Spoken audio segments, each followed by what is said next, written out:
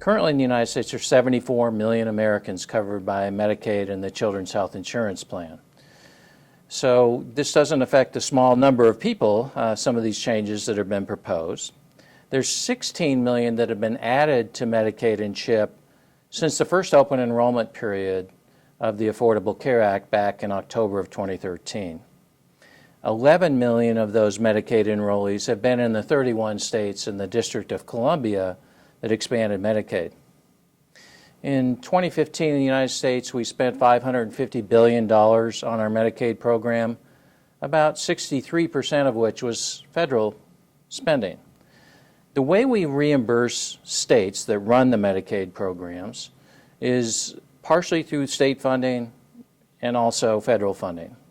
The federal portion of those costs to run a Medicaid program are dispersed to states in what's called the Federal Medical Assistance Percentage.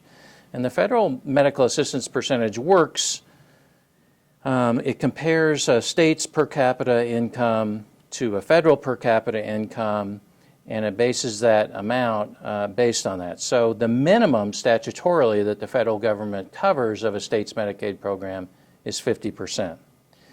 In this bill, the American Health Care Act, there's an unlinking that occurs between the federal share, which is statutorily 50% right now, and averages 63% of the cost of Medicaid, to a per capita allotment to states. This is a dramatic change in the way the federal government is shifting costs and the risks of running a Medicaid program to states.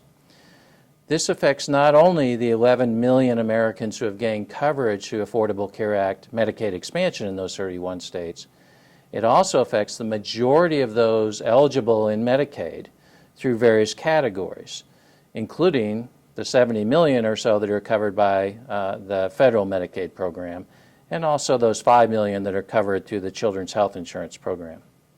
So my concern as a family physician is that when the federal government starts capping the amount that they'll pay through this per capita methodology and then cutting that amount, it will shift the amount and the risk from the federal government to states, but it also shifts that risk and that cost coverage to physicians, to hospitals. This will especially affect rural hospitals, and most importantly, to the 70 million Americans who currently get their coverage through Medicaid programs.